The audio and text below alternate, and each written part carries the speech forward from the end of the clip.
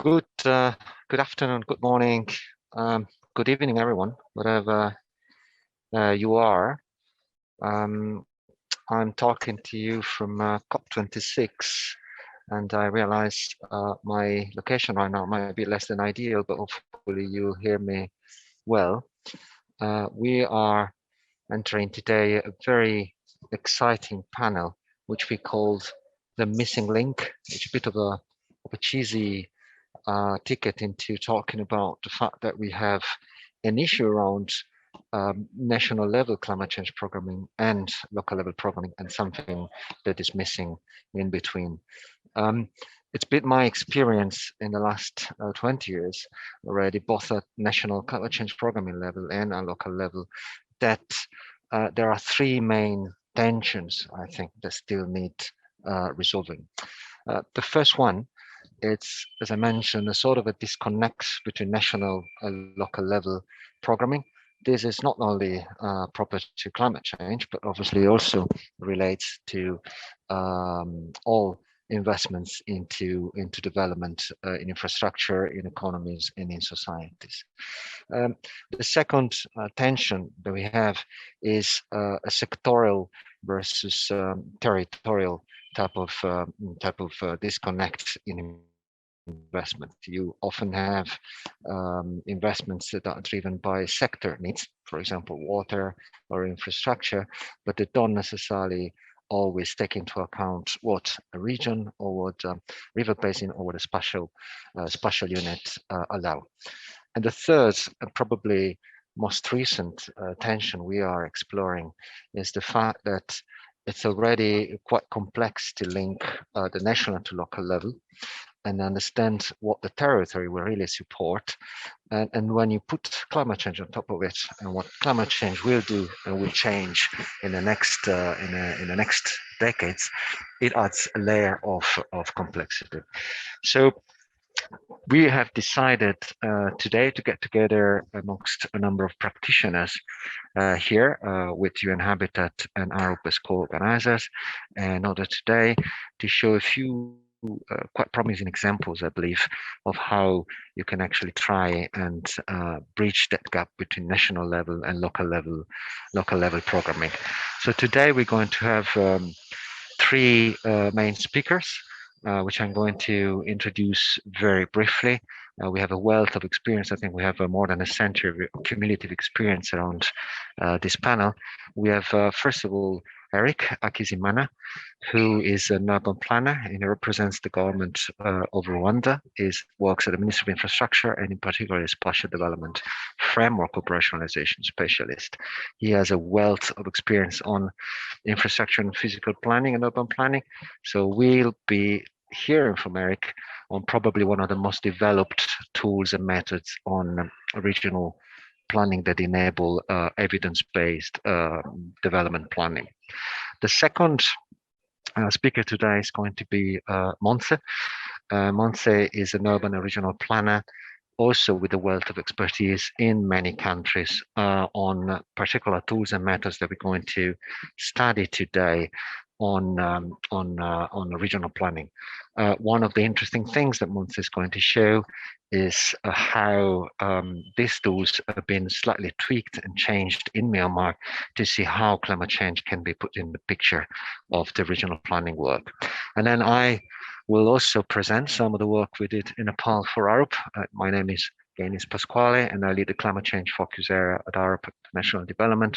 I also come from 20 years of working in this space in cities and infrastructure in a number of regions. After that, we will have three speakers, or panelists rather, that will question and interrogate the approaches that we're going to show. The first one is Ryan Bartlett. Ryan is the Director of Climate Resilience Risk Management at WWF. He, again, has a wealth of experience in trying to link the issues around climate change, climate risk, vulnerability, ecosystem, and infrastructure.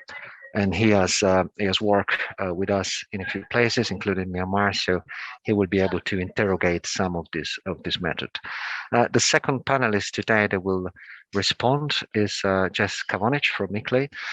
We will ask Jess, from her experience as Senior Professional Officer in Climate Change and Urban Natural Assets of ICLEI Africa, to also question and interrogate this particular tools and methods, perhaps more with a perspective on the city level. How do you really link the governance vertically from a national to local level? And finally, we will have Ko Takeuchi. Ko is a senior specialist in urban development disaster risk management at the World Bank. Again, Ko is a very strong and experienced urban planner who's been working for the World Bank for a number of years in disaster risk management, especially in the Africa region now. He leads work in Ethiopia, Sudan, and Uganda, and in general, he coordinates work on disaster risk management in sub-Saharan Africa. He previously also worked in Central Asia, so he will be able to, again, interrogate and question some of these methods to try and ask the question of whether this can be helpful tool, useful tool to align pipelines of financial investments that can be climate resilient. And last but not least, and this would be my introduction to the first panelist too, is going to be Dr. Mathias Spaliviero, who's an environmental scientist with a PhD in geography. He spent almost 20 years working for UN Habitat, before that teaching at university. And Mathias is probably one of the initiators of the application of regional planning methods to support evidence-based development planning in a number of countries. Among other things he did was initiating quite some influential tools for urban resilience, including the City Resilience Action Plan. So again, this is a stellar panel. Hopefully we will enjoy the different presentations. Mathias, is that over to you to introduce the first panelist, or we just go straight into Eric's presentation? Thank you, Pasquale. Please, let's go to Eric's presentation. Thank you very much.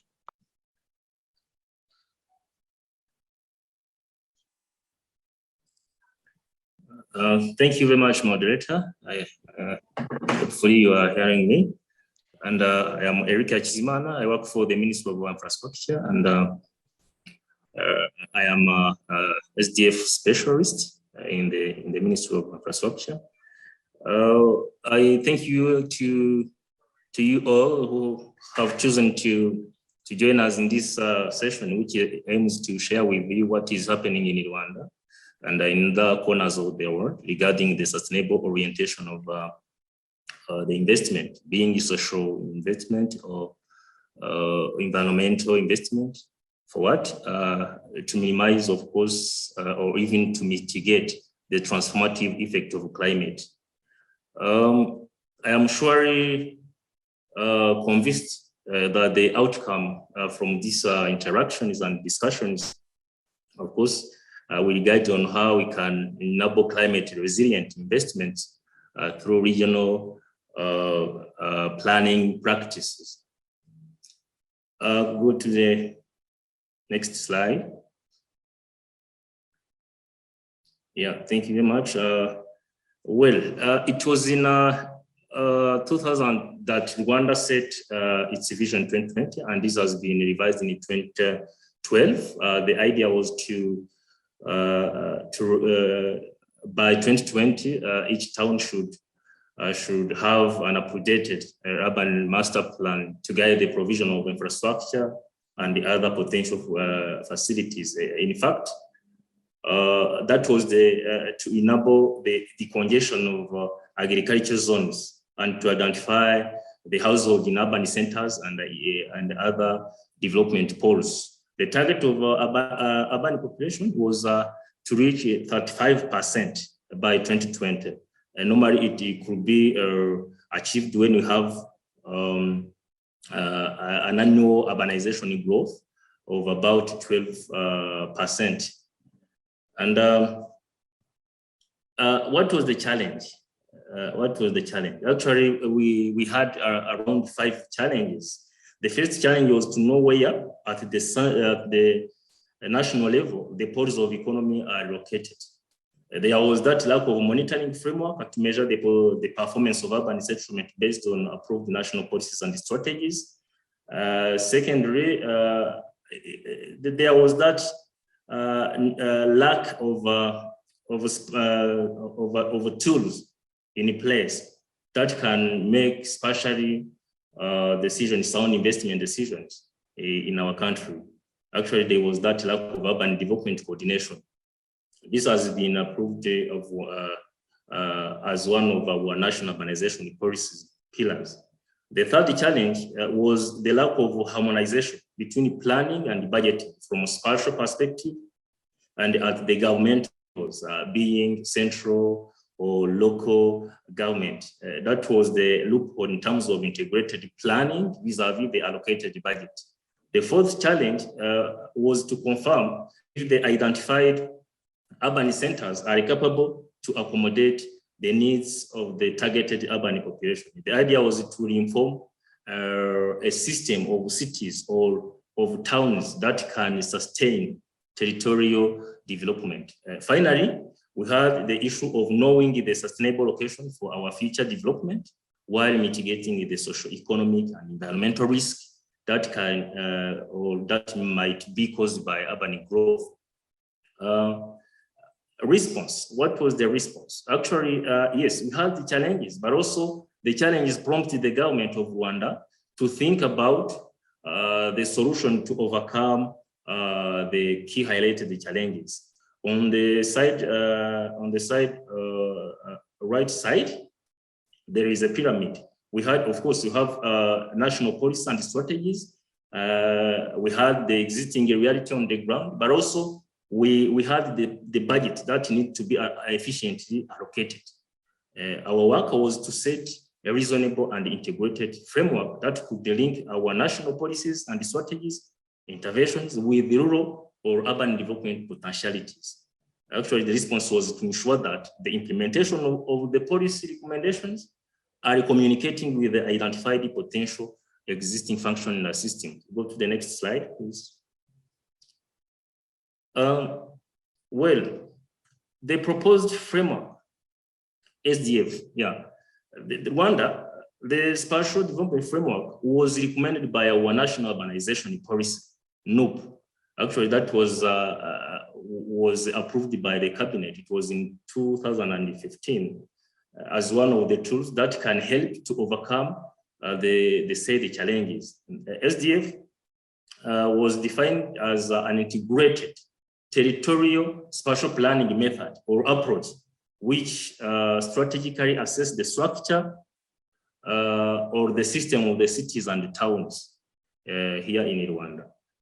Actually, on top of that, it strategically proposes priority development areas by assessing and understanding where to invest first and why. Of course, all investment must match the available envelope here to mean the available budget. The figure in the right side actually briefly summarizes the three components of what we call SDF. The first one,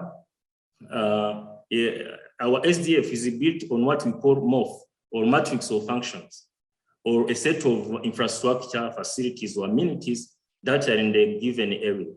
And these help to identify the structure of that territory. The second component is what we call multi-criteria evaluation. Actually, you spatially evaluate different factors, including environmental and socioeconomic factors, to delineate strategic interventions and require the budget through an integrated multi-criteria evaluation process. The last component goes to the stakeholders' engagement. Actually, you know that the stakeholders are the ones to validate agreed actions, but also they are the implementers of the agreed interventions. Next slide.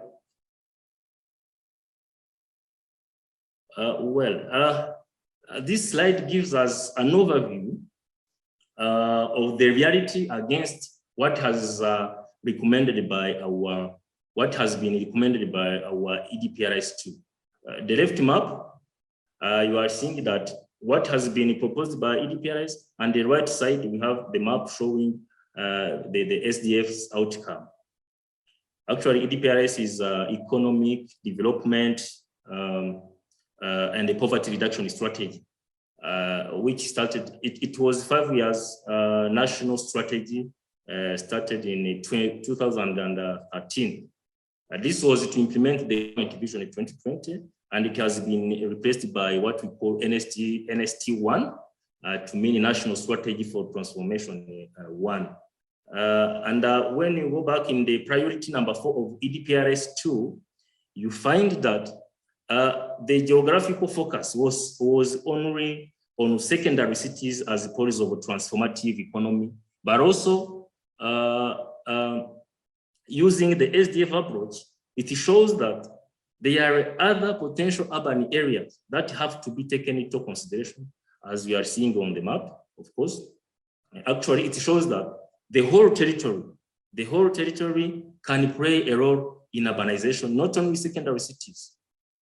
Go to the next slide.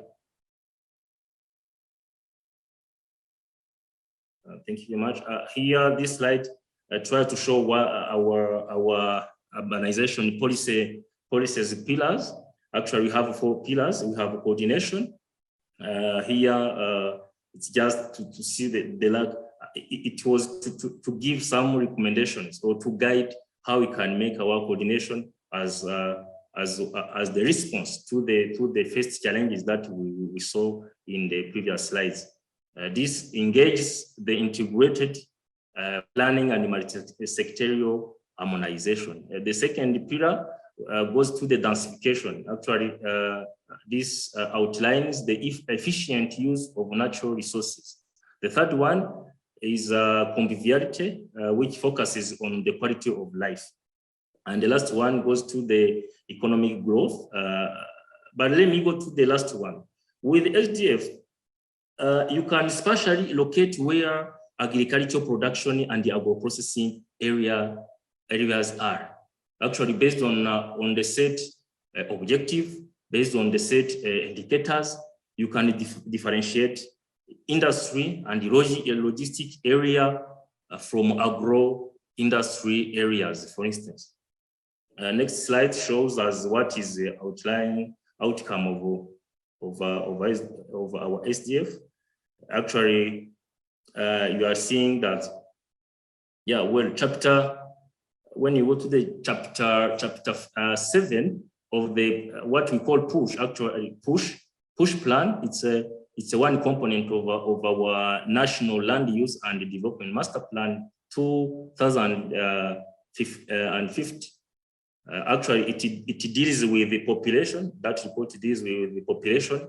It deals with the urbanization, settlement, and the housing. But also, it focuses on the new urban hierarchy.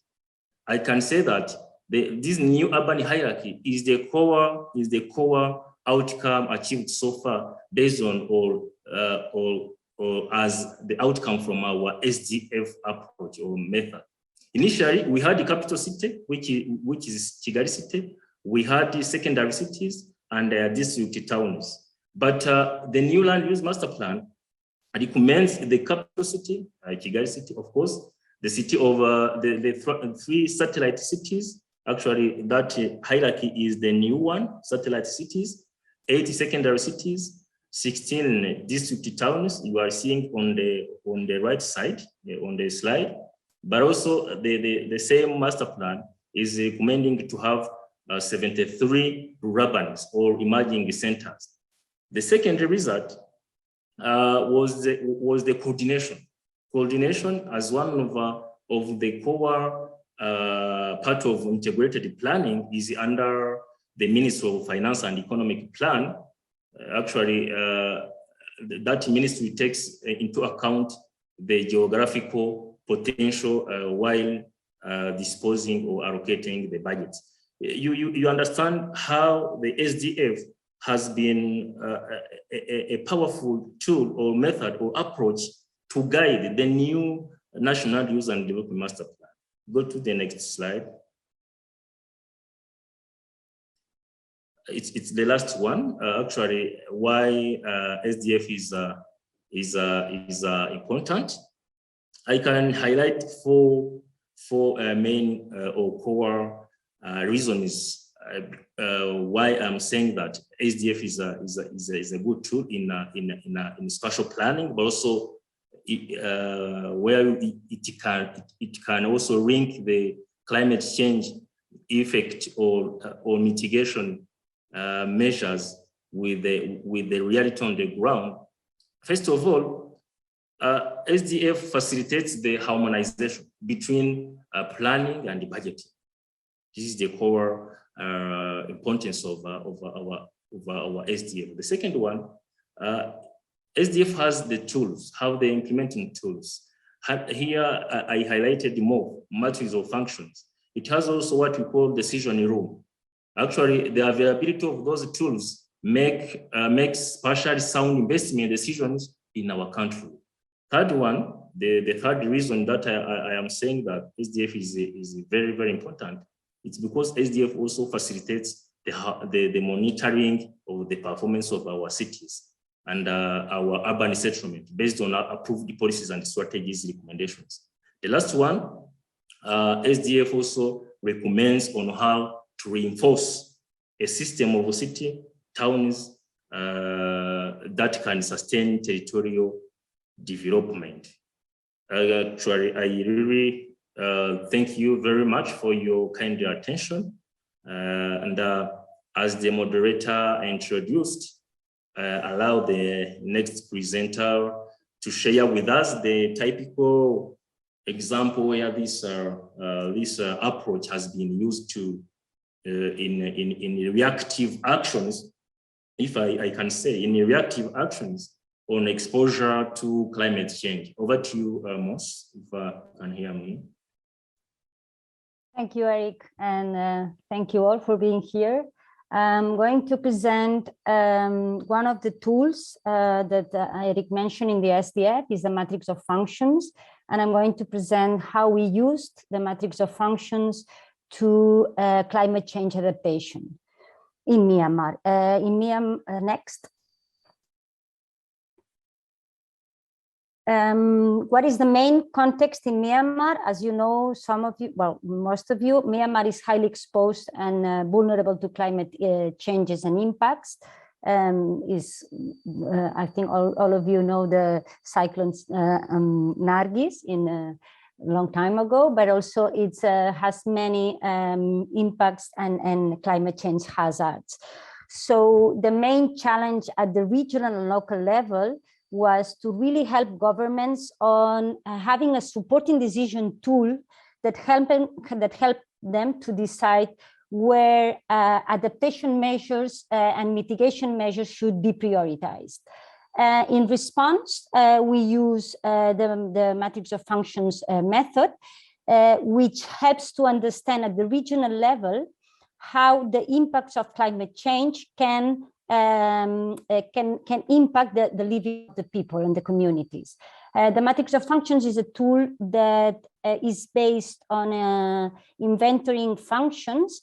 Functions are mainly basic services linked to infrastructure services such as water supply systems, electricity. It can also, a function, it can also be a government institution, school facilities, and economic activities, such as shops, industrial activities, markets, business, whatever service is available in a settlement. For the first time in Myanmar, we used an ecosystem-based approach, and we used the ecosystem provisioning services functions, meaning the mangroves, because it was whichever service was taken from the environment. Then we also inventoried mangroves, forest areas, livestock, vegetables, crops. So what does the matrix of function is hierarchize and categorize the settlements according to the number and type of functions. At the right of the screen, you can see a typical matrix, and the rows are the settlements, columns are functions, and black squares is when the functions are available. These, by the availability of these functions, we can categorize different types of settlements which allows us to understand the relation between settlements and between functions and how these functions are distributed in the territory. Next. This is the map. I'm going to show, we did the Myanmar, we did 3 ecosystems. We work in the coastal areas, in the mountainous areas, and in dry areas, but I'm going to go over the example of the coastal area in Labuta Township. So what it shows, the matrix, is the spatial distribution of functions. So we can see areas where there are a concentration of functions, meaning that they are less vulnerable because they are able to have access to diverse services, to a diversity of services. So in these maps, greener, darker green areas would be the areas that are less vulnerable to climate change, because we assume that having more functions means that you are more prepared to cope with the impacts of climate change. But we tried to this we did this in the 2016. So on the left side is the spatial structure in 2016, how the settlements were structured and how functions were distributed in the territory.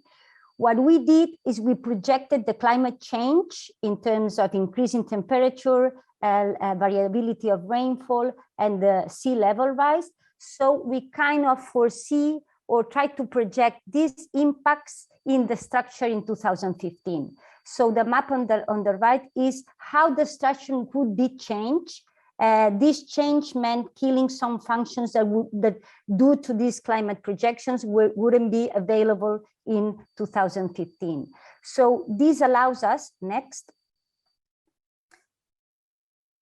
to also, under the business as usual scenario, meaning that no adaptation was considered, we also try to calculate what would be the impact in communities, in the benefits that communities take from ecosystem services, such as agriculture, access to water, and mobility.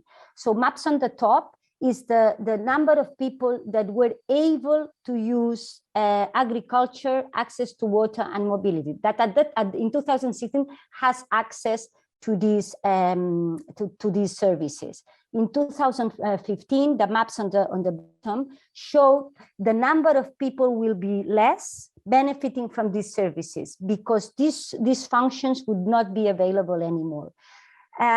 This is we did many calculations, but also it was not only a scientific to calculate and to do some numbers, but also we wanted to use this as a tool of advocacy and decision making to help the governments understand how the climate would impact in their communities and where the priority areas and where investment should be prioritized to adapt or to change or to soften the impacts of the climate change. Next. Once we have this spatial analysis, at the time also the national climate change policy was being developed in Myanmar. So what we wanted to also is link to the national policies at the local level. So what we did is we proposed a set of actions that were decided and prioritized in workshops in a participatory manner. So we had different type of actions linked to ecosystems, more environmental actions, socioeconomic actions, and infrastructure and connectivity actions to overcome and to adapt to the climate change. These actions were also spatially based and evidence-based. Next. So the main outcome achieved, I think we increased the capacity to plan and implement adaptive pathways at the regional and local level.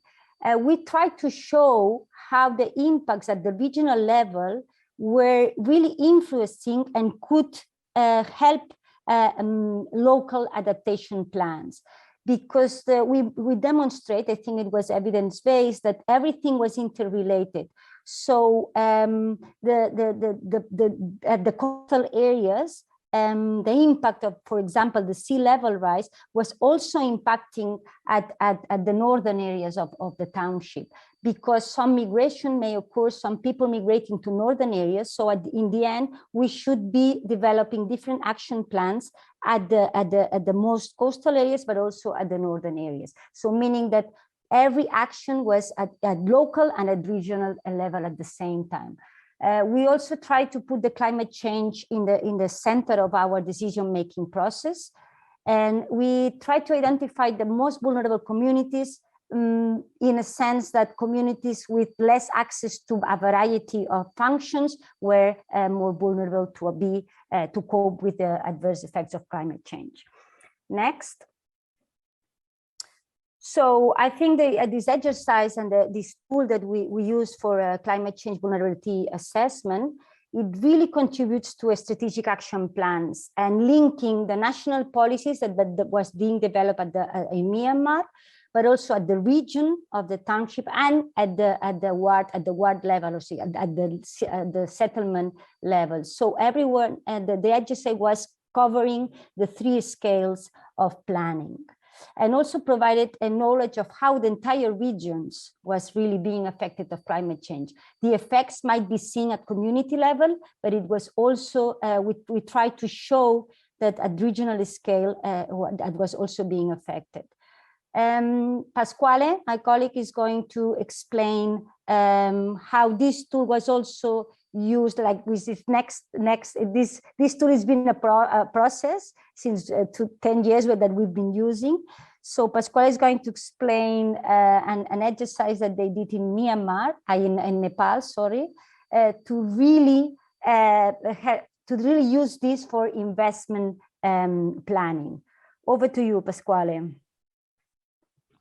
Thank you, Monse. That was excellent. So I'm going to talk today, please, next of an assignment that we conducted in Nepal. Next, please, where we were tasked by DFID through the Regional Economic Inclusive and Climate Resilient, through their economic incubator program, which is called the EBI, to develop regional economic inclusive and climate resilient plans for 2 newly formed provinces in the country. And so when we got there, it was quite obvious for us that you couldn't do that without understanding the incredible impact of change on Nepal, not only in terms of hazards, the sudden, the slow, sorry, the rapid and the slow onset disasters, but also the very transformative effect that climate change will have on all value chain that support economy in Nepal. So obviously we're looking into a number of challenges, and some of them were understanding how economies are supported by the territory in the provinces, but also what are the human dynamics that are dependent from climate change. So the people dependencies on agriculture, for example, but also the mobility that is enabled or disabled by the increased exposure to climate hazards, and also the migration patterns announced the country, which would also entail a dynamic change in the exposure of people to risks. So our brief was fairly top down. They basically told us that tourism, infrastructure, tourism, agriculture, and industry would be the key sectors. And we turned the thing around, basically saying that we first needed to understand what the territory would allow before saying the opposite, before saying tourism, what do you need? And the next question that we had to ask ourselves was, will climate change enable that ambition of yours? Will agriculture still be viable? And if so, which type of agriculture, which type of value chain would be viable? The second thing we also needed to look at is the regional competitiveness of Nepal, India, and China in the broader regional space. And finally, and probably most important at all, is the viability, the financial viability of the investments over the long term, both in terms of the economic and developmental potential, but also in terms of the climate viability over the long term. Next, please. So, next, please. So to be sure, the two provinces we were given were very different. One is at the foothill of the Himalaya region. This, to be sure, is just what they call the hills. It's 3,000 meters going up to the Himalayas, as we know, is much higher than that. And I think that picture speaks volume about the fact that the problem with the value chains, the problem with the mobility of, this is well illustrated, for example, by the very difficult infrastructure problem that they had in this particular province. The other one was slightly different problems. And the section that you see there depicted basically show that at each level in different geographic locations within the functional administrative region, you'd see different potential in terms of tourism, agriculture, and industry, but also very different problems in terms of ecosystem services and in terms of specific challenges related to climate change. Next, please. So what we did is basically four things. We deployed a series of tools that are similar to the work that Eric and Monse already described, which basically enable us to understand the territory, but also the regional, the national, and the international economy that would allow real, sustainable, and resilient spatial economic development plans. Then the current and future climatic risk and changes, and then the opportunities that may have sustained potential despite climate change in all the different sectors that we were given as a starter: the tourism, the agriculture, the industry, and then the infrastructure, and then obviously conducting typical SWOT analysis.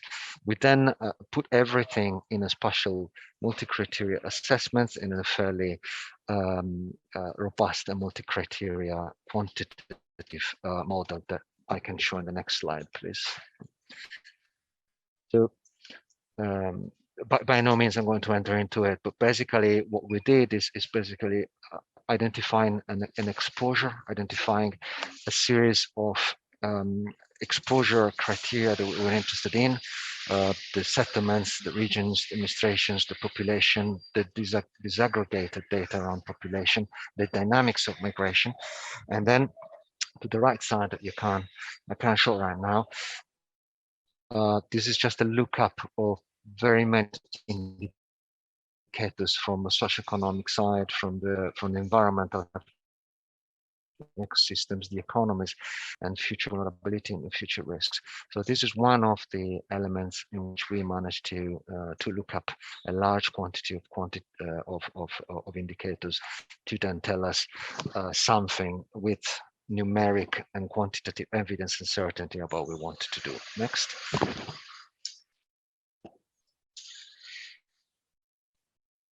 We then again conducted a similar exercise to what was described, using a matrix of functions that would give us a sense of the concentration of functions in different areas. But we also superposed these with population and migration patterns to identify where people were more underserviced, but also with the dynamics on the migrations, what could happen in the future within the province, with the migration in and out of the country to China and to India in particular, and then try to understand what would be a dynamic scenario today and the dynamic scenario in the future in terms of economies. Next, we then projected, again, similarly, we looked into possible futures, and it's very important to understand that failing to adapt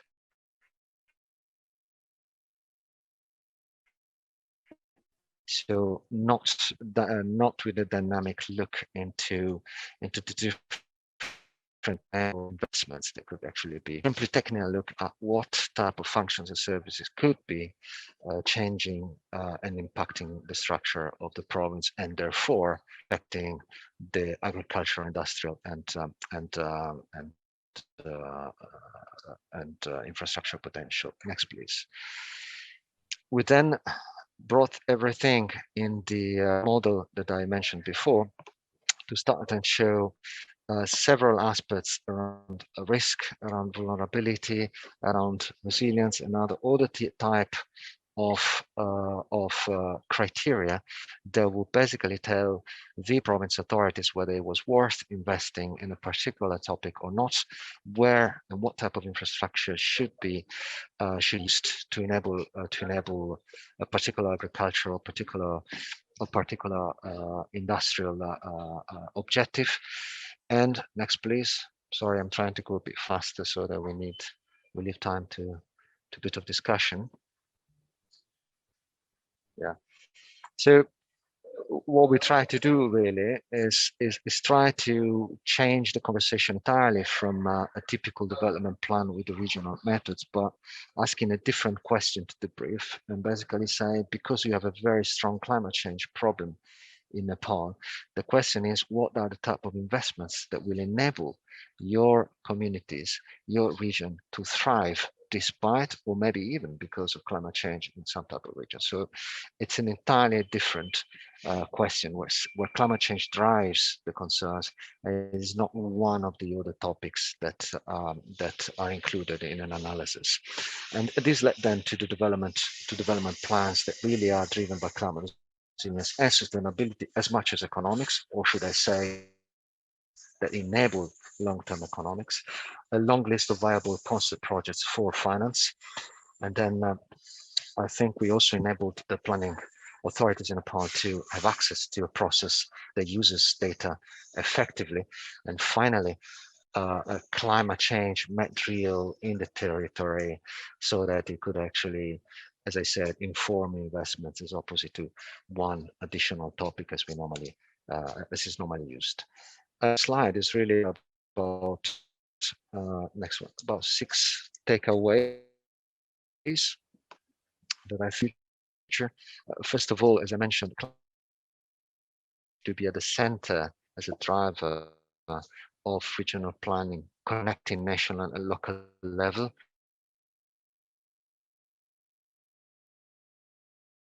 And is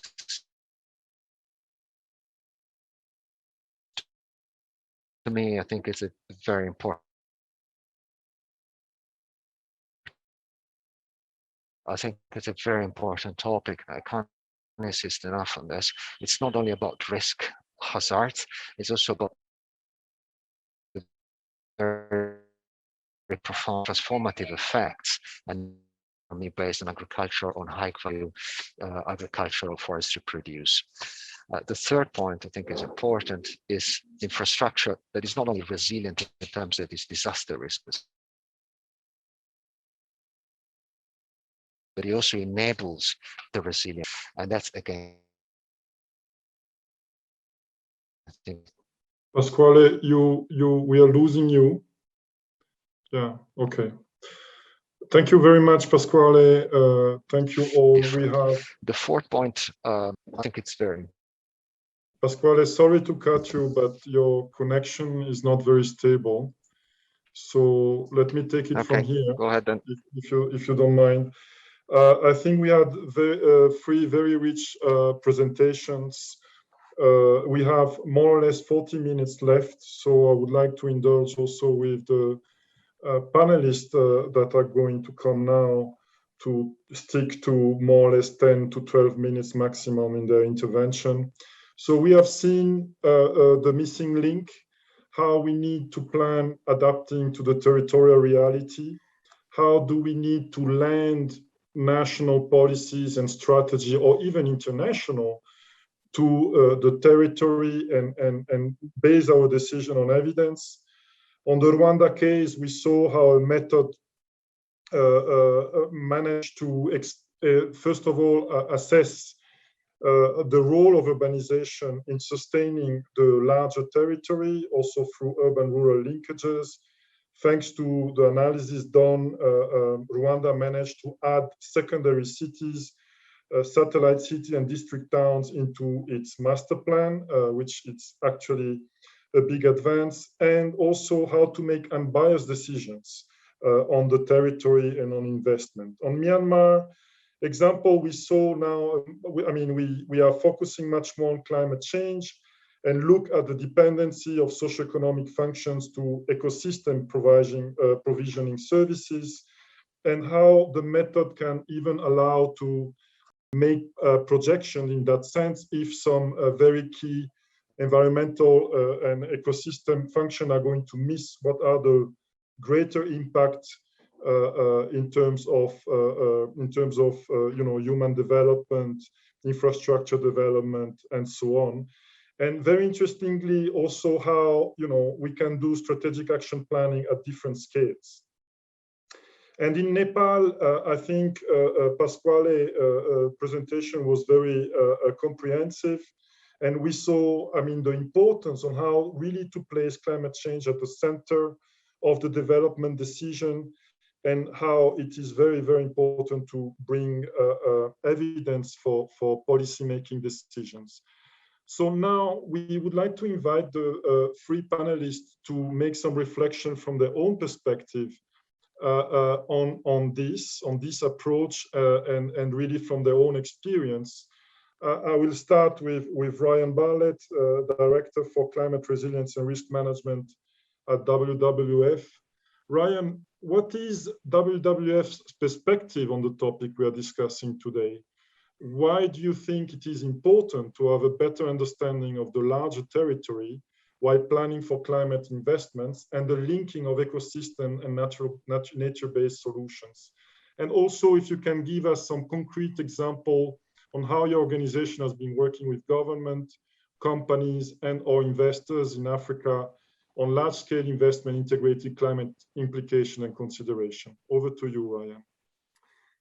Yeah, thanks so much, Mathias, and to the organizers for giving me the opportunity to be a part of such an important discussion. I truly think that this is the missing link, and it's such an important focus for our integrated biodiversity and climate efforts moving forward. So, from WWF's perspective, we started a sustainable infrastructure program for exactly this reason, identifying this same gap. After decades of fighting individual, highly unsustainable projects, like enormous mega dams that were being proposed right in the middle of protected areas, or huge highways through national parks that lead to subsequent deforestation.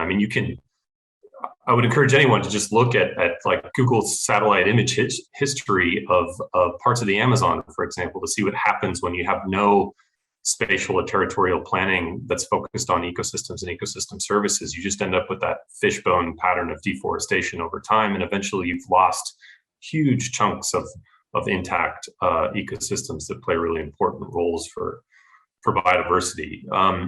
So after trying to fight one project at a time and realizing that we were just too late by the time that civil society, NGOs like WWF were given a chance to provide feedback to projects, that was far too late to really influence and avoid some of the most important risks in the mitigation hierarchy that the IFC performance standard really talks about how to properly avoid or mitigate risks. We realized we had to focus on a different scale to move, quote unquote, upstream of any one project, because that presented the best opportunity to actually follow that hierarchy and avoid, really important intact habitats, for example, that provide a lot of ecosystem services benefits and huge co-benefits for biodiversity that were just not a part of the discussion in any one individual infrastructure planning or decision-making process. So, and we also realized that for a lot of years, decades almost, WWF has been working with strong tools to identify what we call natural capital, just intact ecosystems that provide those ecosystem services benefits, and have been doing that for a long time through the INVEST modeling suite. There's other modeling tools that do exactly this to determine and value what ecosystem services benefits, like clean water provision or flood risk reduction for downstream communities provided by forests upstream, coastal mangroves and coastal defenses benefits provided them, and the co-benefits of things like fisheries and how they support local livelihoods. We've been using those tools for a long time, but they just were not really as much of a part of, or we weren't doing a good job of landing them in infrastructure and spatial development planning. So as part of a pivot and a response to that, we've really worked to try and integrate those tools to better influence exactly this space of regional planning, really focusing on integrating climate risks, climate scenarios, and those ecosystem services benefits to figure out how people depend on intact habitats, not just now, but in the future. And we also recognize that, and there's a lot of good science that points out that the only way that you can maintain ecosystem services benefits is through a significant connected scale. Connectivity is is the most important word I want to focus on here when it comes to ecosystem services. It's not that any one project at an individual urban block in a city isn't important, but we are not going to see those same benefits that ecosystems provide unless we're talking about them at larger scales. And so that's where this regional and spatial planning is so appropriate and so important, because it's exactly at that same ecosystem scale where we can really figure out those processes and functions that are so important, as we saw in some of the examples here today. So, not surprisingly, my reaction to those presentations is that this is not to get all kumbaya, this is great, but absolutely, I think this is the type of approach that we need, that we should be scaling in almost every context around the world. We're at the point where we have obvious multiple crises in biodiversity, wildlife population declines, and climate change, and economic recession from COVID. We need to be able to do all of these, to address all these crises at the same time. And that really is going to require spatial planning for every last hectare on Earth, and really understanding why ecosystems are so important. So yeah, absolutely. From a not that WWF speaks for the whole planet here, but from an ecosystems and wildlife perspective, I think that this is a really important tool that really helps us better manage and understand a lot of the development trade-offs that Pasquale and Eric and Montse have talked about. We have taken a similar approach and tried to do similar work in a few different places in coastal Kenya as part of the LAPSET huge corridor of development. It's a pipeline development that lands in a port all the way across from Kenya inland. And there's a large port on the Lamu coast amongst a lot of mangroves and important biodiversity habitat. And so WWF really has worked with the government and with the port planning process to influence and guide decision-making around where key infrastructure is sited to actually avoid really important biodiversity habitat. I don't want to overly focus on biodiversity here, but we recognize that it is so important to look at it for the nature-based solutions benefits that it provides for climate resilience. We know that intact ecosystems are super important for climate resilience purposes, but not only that, we have this other biodiversity crisis, so we really need to also be prioritizing those co-benefits. We also explored another case in northern Mozambique where there was a huge proposed liquid natural gas processing facility on the port or on the coast there, almost $40 billion of investment associated with this huge natural gas reserve that's been discovered.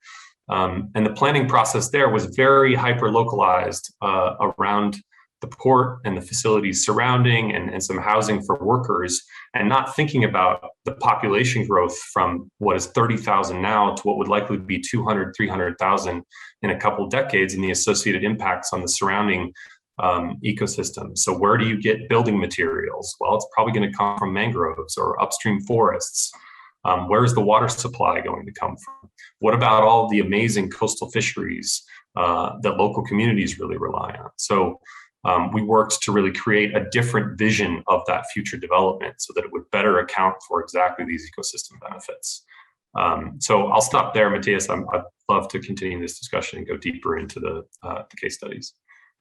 Excellent. Thank you, Ryan. I think yours are a very important point. You talked about connectivity at different scales. And also I very much like the expression of how also to address multiple crises at the same time, how to prioritize, how to make those interlinkages, how to you know, whenever we prioritize an investment, also can have other triggering effect and benefit other aspects of such an investment.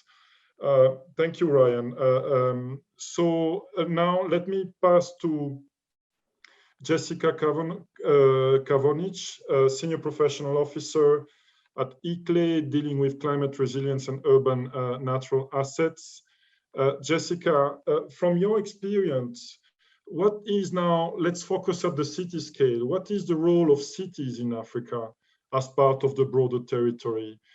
For example, take into account urban-rural linkages and the continuum, the territorial continuum between urban and rural, the system of cities, or for example, a city being part of a river basin in terms of flooding, in terms even of drought. What can you say in terms of climate change adaptation and mitigation? Why do you think it is important to take into account regional planning consideration in this context? And if you can also give us some examples from your work in Africa. Thank you, Jessica. Thank you so much. And I just want to apologize profusely that my video is not working. I'm having technical difficulties on the side, but hopefully my words will be good enough. And yeah, thank you so much for this panel. It's been an incredible discussion so far. So in terms of the first part of the question, what is the role of cities as part of the broader territory in supporting and planning for climate resilience? Well, I think my first point is that cities are really a system. And it's well known that cities pull their resources from surrounding environments and that their footprint is much wider than their boundary. And so the first thing is cities really need to have a strong obligation to develop policies and plans that are much larger than their jurisdictions. And it's wonderful to see that from Eric's presentation, that this is really being prioritized in Rwanda, and data is really being kind of collated to be able to support these development of these policies and these plans and this engagement. The truth is, urban areas are very hard to define in African cities. The city boundary is constantly changing, it's constantly expanding. This is mainly due to urbanization, but also cultural norms in African cities, and also the constant flux of the city and its needs. And so again, a critical role in regional planning is to have flexible policies and various methods to deal with this change. Methods that really are tailored to the global South realities. This goes a long way to supporting regional planning. And again, great to see from Eric's presentation that this is being taken into account. But maybe a question that we can get into later with Eric is how do we deal more though with informality and these changes and this issue about where's the boundary at a city level, where's the boundary at a regional level, and how can we move away from these locked-in planning processes that are adopted largely by global north. In terms of the natural assets and catchments and river-based systems, well, these expand across the city's boundary, city's jurisdiction, and yet they are so critical to every city's function. And they're almost the reason why the city developed there in the first place, along a river corridor or along an important mangrove forestry reserve.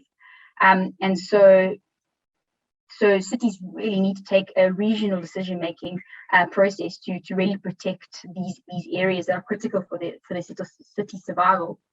And that's so great to see the ecosystem approach that Monse spoke about earlier, and also Ryan touched so beautifully on this really kind of broader landscape approach to dealing with urban natural assets and biodiversity protection, particularly from a resilience perspective too, where almost 73% of local communities in African cities are reliant on their natural assets for livelihoods and human well-being.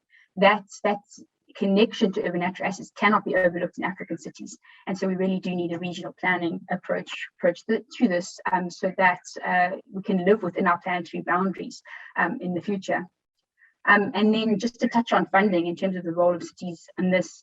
So ticket sizes, which is a formal way of saying the amounts that funds such as the GEF and the Adaptation Fund are willing to support for investment projects is around 10 million euro or more. And unfortunately, cities just don't have this funding structure or even the governance structure to handle this large amount of money. And so it's absolutely critical that multiple cities combine together to develop pilot projects that allows them to actually access this money by reducing the financial and government risks that these funding pots really integrate and look at. And really wonderful to see in the Nepal presentation that this is starting to happen, and these investment cases and concepts are being developed at a regional scale. This, to carry on the theme of funding, funding flows is quite centralized in African cities, and so is decision making. And this means that, you know, often who receives funding at a local level is very political in nature, with national governments often supporting the same political parties. And so if these cities pool together and come at a regional angle to apply for funding, they get the support of their country's NDAs, which goes a huge long way for funding to actually flow to local level where it is so needed. And that's why kind of a regional umbrella is absolutely critical to close the funding gap and improve the pipeline for climate responsive investments. So then just to briefly touch on kind of what we see as the role of African cities, and then how is Africa supporting this? Well, to carry on with the investment and the funding track, investors need a way to understand what investments will be viable and where, and which value chains will thrive and will succumb to climate change, and what infrastructure to support and repurpose. And so we spend a huge amount of time supporting cities developing concept notes, investment cases, and pre-feasibility studies to do this. And mainly what we do is try and bring multiple cities together to develop regional proposals, as what I've spoken about is such an important thing. So we have one key project called the Urban-Leds project, which aims to support low emission development strategies in Rwanda and South Africa. And 3 concept notes have been developed here, all taking on a regional approach so they are more attractive and that they meet that ticket size and have garnered national support so that they have regional impact. The same things happened in a project called Urban Natural Assets for Africa, which developed a pre-feasibility study for mangrove restoration in Mozambique. Again, 5 cities joined together to develop this pilot idea and access funding from the GEF. A key term these days is just transition, and we really kind of trying to help our cities move along this just energy transition pathway. But really, just energy transition is way too big to achieve at a local level.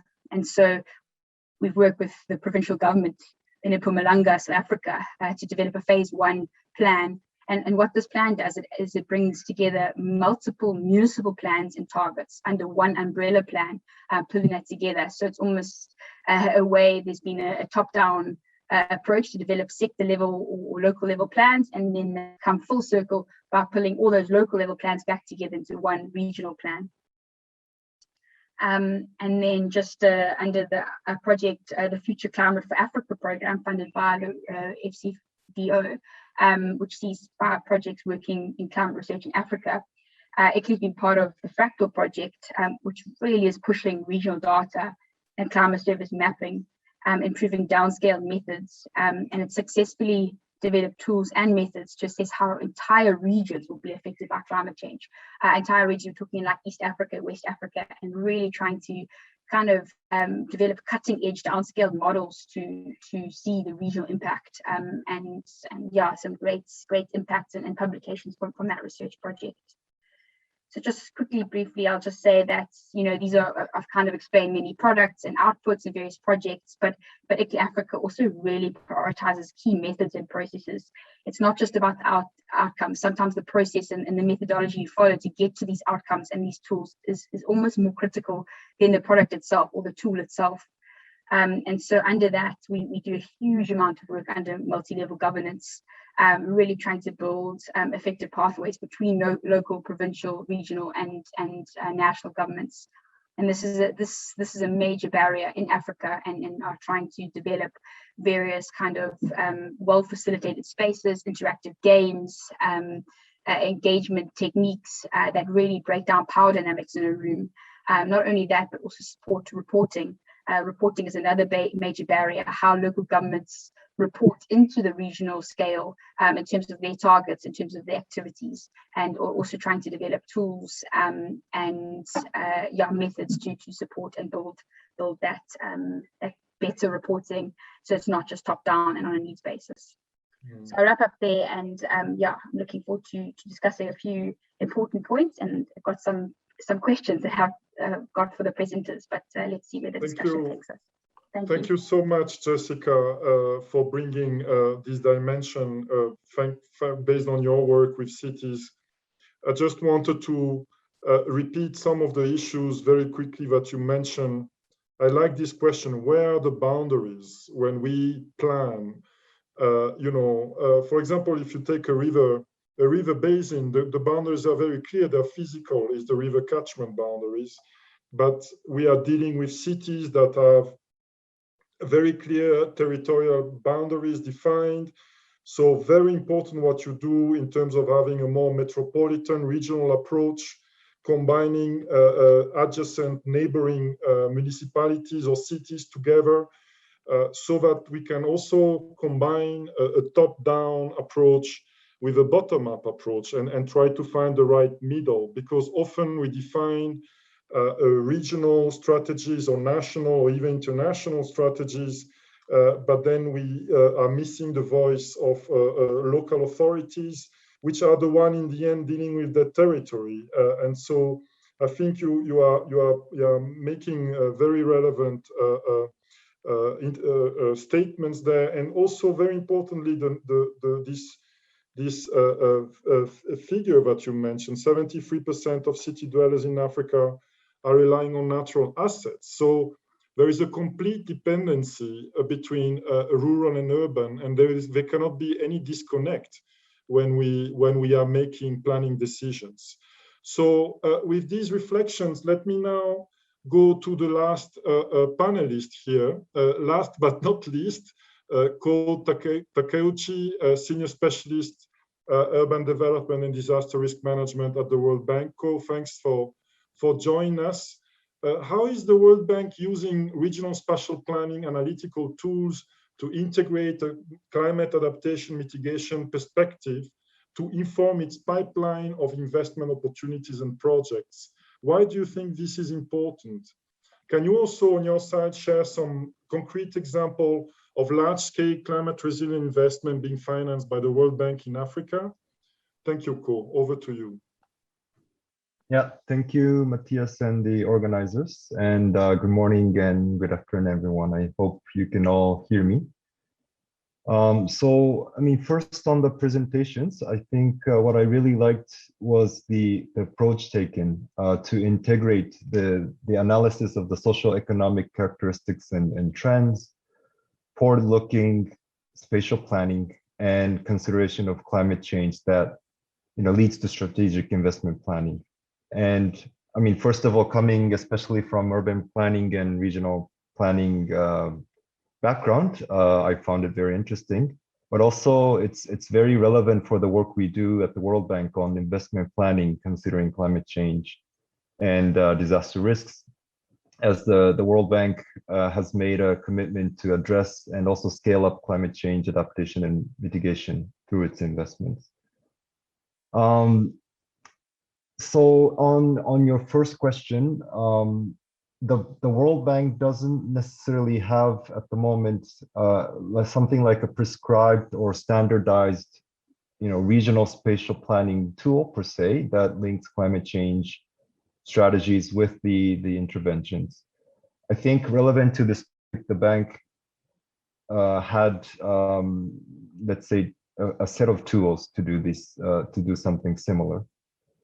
One is what we call the Urbanization Review, which you can probably find online just by Googling Urbanization Review, which basically assesses the country's urbanization and to understand the trends, drivers of urbanizations, issues and challenges, and provide recommendations to maximize the potential of urbanization for economic growth, job creation, increased productivity, and so on. And this was to strategize and inform the investments of bank financing. But it often lacked, with a very strong geospatial consideration and consideration of urban systems. The second line of activities that we used to do relevant to this topic was the disaster risk assessments that we do through our technical assistances. And that's usually done at different scales. It could be national, multinational, in some cases, subnational, or at the city level, depending on what it wants to inform. And in terms of also the sectors, it usually depended on the focus of the World Bank portfolio, what's in the pipeline, and availability of budgets as well to some extent. But then these kind of disaster risk assessments in the past tend to lack consideration of, let's say, urban systems or urbanization trends, which is also very critical. So, and then in the meantime, the bank also has very standardized tools for all investment projects to consider disaster and climate change risks. But this is more like a checklist kind of approach, more qualitative than quantitative, to measure and monitor how much percentage of our investment amount is going to climate change adaptation and mitigation, and to also kind of inform the design, but it's not so much done in a quantitative way or in a geospatial way either. So then, looking at Africa, where I'm, currently working, and I think the key challenge and what's important is that in addition to climate change, the exposure landscape will significantly change in the coming few decades due to population growth, urbanization, and other socioeconomic change. And in fact, one of our presenters, Rwanda, is known to become one of the key hotspots for urbanization globally in the coming decades. And change in exposure in terms of where people live and work and form assets and infrastructure will influence how people and assets are affected by climate change and climate-induced disasters. So when the bank plans its investments, I feel it's really important to plan the investments considering the dynamic changes in the coming decades, considering the lifetime of the infrastructure that we are investing in through our projects.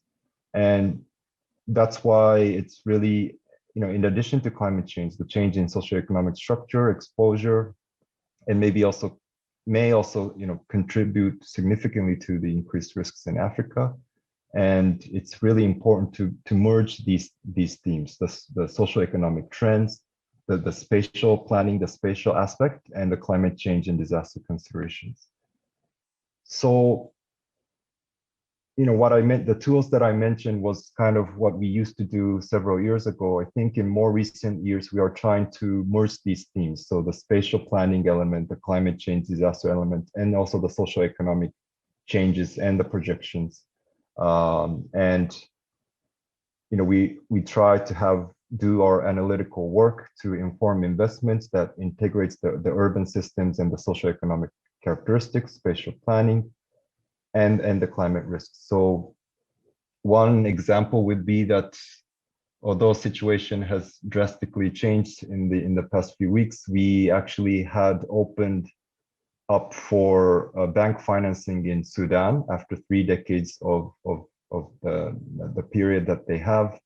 And there were a significant amount of pipeline that was being prepared. So the bank had an idea to do something fairly similar to what was presented, that looked at different urban systems and climate change adaptation and mitigation to inform the upcoming investments for Sudan, which was in the pipeline.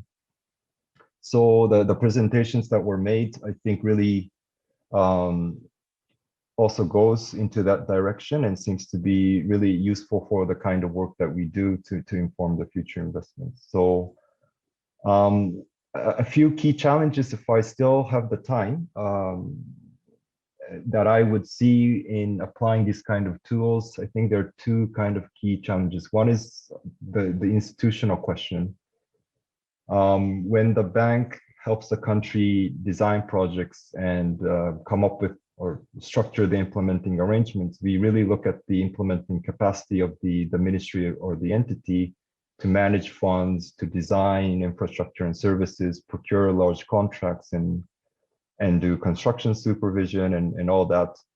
And these tend to lie in kind of line ministries, so to speak, because they have the mandate, they're used to doing those things and so on. And typically these line ministries don't necessarily have that kind of multi-sectoral spatial planning mandate, nor the experience or expertise. So that's kind of, what's often the case. And then on the other hand, there are ministries or entities that does this kind of spatial planning, considering multiple sectors, but they may not always have that kind of on the ground physical investment capacity at a large scale that has a knowledge of the specific infrastructure investments that needs to be made. So, when applying this tool, it's really,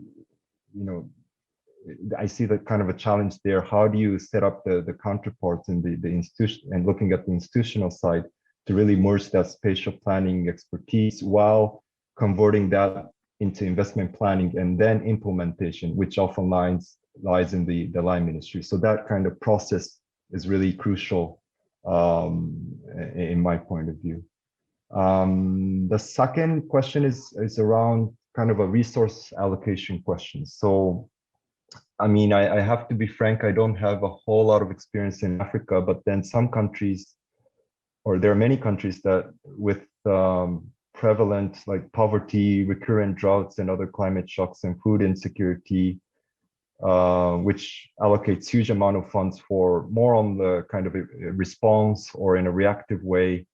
Their approach to allocate funding is not so much in a kind of forward-looking spatial planning perspective, let's say, and then their targeting and the fund allocation is usually maybe looking at specific districts with high poverty rates or food insecurity, or even targeting households. And such kind of planning, countries with such kind of planning approach may not be so used to this kind of forward-looking, geospatial kind of investment planning.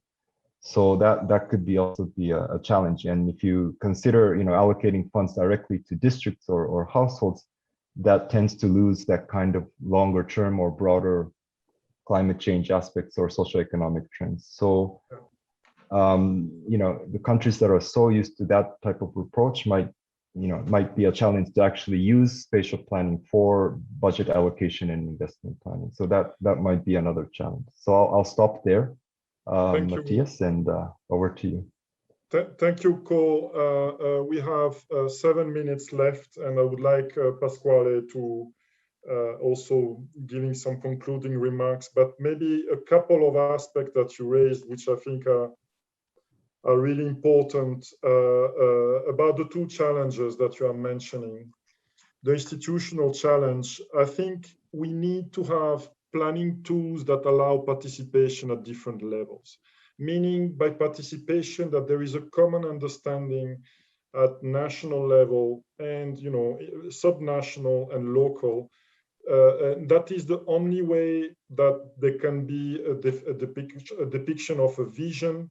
And as we know, whenever we plan for infrastructure or hardware investments, it's for the long term, it's not for the short term. And you're right that there is mainly a response modality, while as we know, when disaster strikes, and we have relevant examples in some countries, I'm just back from Mozambique, how you need to take advantage of a disaster also to build back better and really think more on the long term. I think the issue of capacity is very critical, but then, as you plan at a larger scale or at the required scale, then you can give specific responsibility to local authorities that we need to empower and capacitate to be able now to implement those priorities that were defined. And yes, the resource allocation is very critical and we need to go beyond government cycles and really have a much more longer perspective when we allocate resource in the territory. So let me stop here. Pasquale, you have now 5 minutes for concluding this session. I would just like to thank all the panelists for their time and very important contributions. Thank you. Well, I think 5 minutes will be too much, because I think I personally have heard great things. If anything, I think that was a conversation that was a bit overdue, because there's a lot to process. And I think that's a positive thing. It means that we are touching upon a topic that is relevant, which is not always necessarily the case. And this is proven, of course, by a very small statistic sample of the people involved here that are, in a way, already convinced. But also, if I can report from what I'm hearing here at the COP26, in general, around the need to be more intelligent about the investments.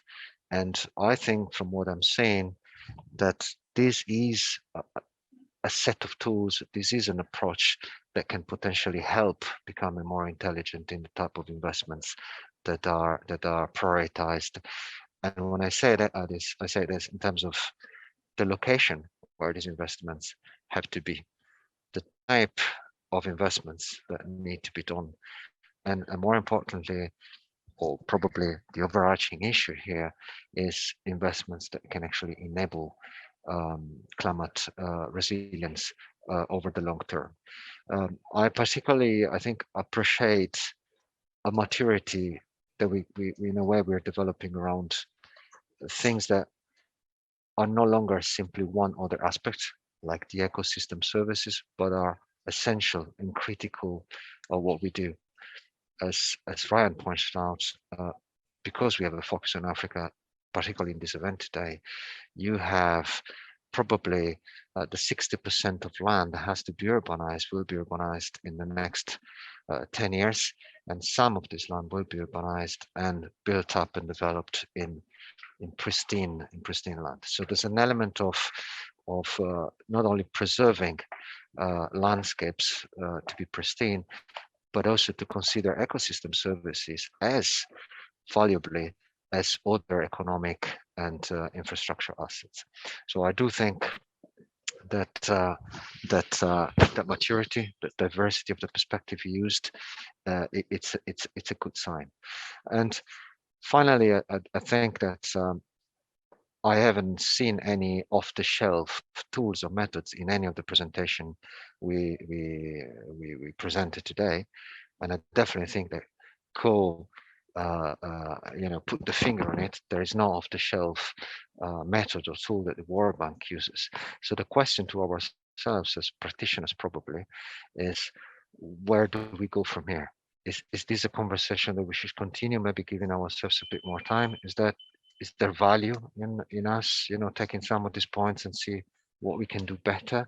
Should we have that conversation maybe with others, the Green Climate Fund, the Asian Development Bank, of course the World Bank, and others in general?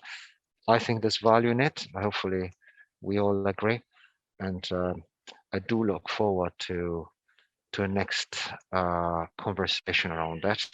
In fact, I think it would be great if we can pledge around that. Other than that, I'd really like to thank you, Mathias, for moderating this very expertly, and for this fantastic, amazing set of speakers and panelists. Thank you very much, everyone.